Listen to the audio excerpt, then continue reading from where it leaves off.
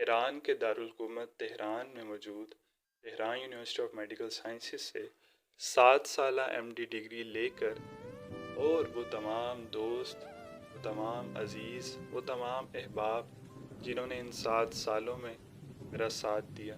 جنہوں نے ان 7 سالوں میں میری تمام مشکلات کے اندر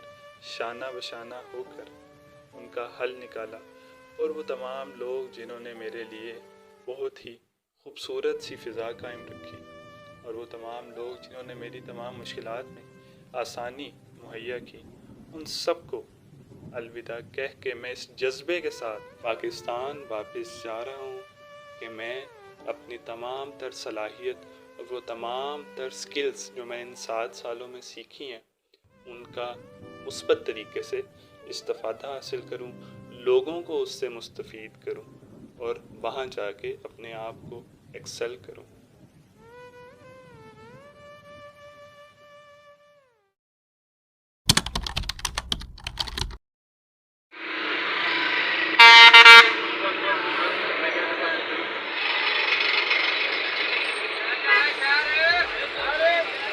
گوجرانوالہ میڈیکل کالج سے affiliated DHQ teaching hospital Gujranwala کے اندر ہاؤس شاپ کی ڈیوٹی ساری انجام دے رہا ہوں۔ ایران کا 7 سالہ کلینکل ایکسپیرینس حاصل کرنے کے بعد پاکستانی سسٹم کو جاننے اور پاکستانی کلینکل ایکسپیرینس حاصل کرنے کے لیے PMDC کی پالیسی کے مطابق مجھے 12 مہینے کی ہاؤس شاپ ان پیڈ دوبارہ کرنی پڑ رہی ہے تاکہ مجھے پاکستانی سسٹم سے بھی ایکسپوجر حاصل ہو۔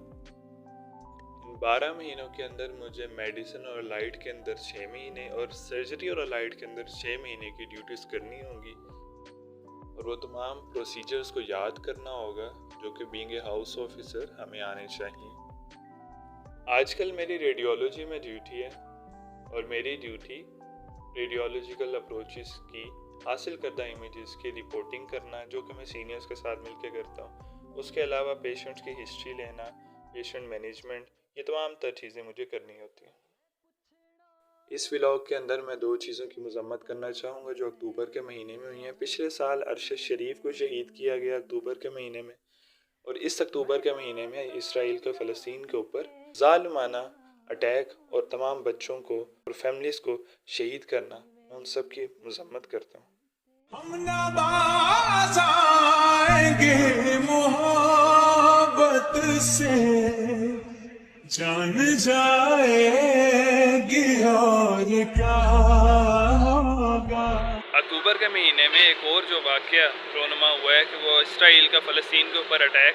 اور وہ ظلم و زیادتی جو کی جا رہی ہے،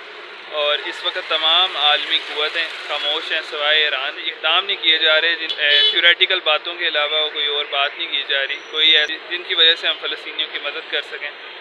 سارے خاموش ہیں۔ وہ تمام قوتیں جو بہت بڑے دعوے کرتی ہیں وہ خاموش ہیں، وہ لوگ جو بہت بڑے بڑے عالمی طور پہ طاقتور لوگ ہیں وہ خاموش ہیں۔ ان کی خاموشی بہت دکھ دیتی ہے۔ ہم سب فلسطینیوں کے ساتھ ہیں۔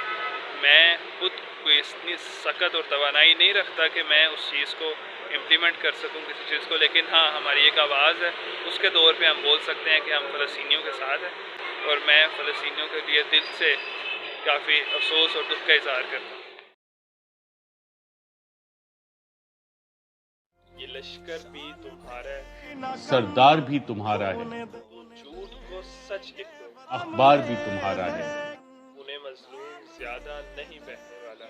ظلم کا دور بہت دن نہیں رہنے والا، ان اندھیروں کا جگر چیر کے نور آئے گا،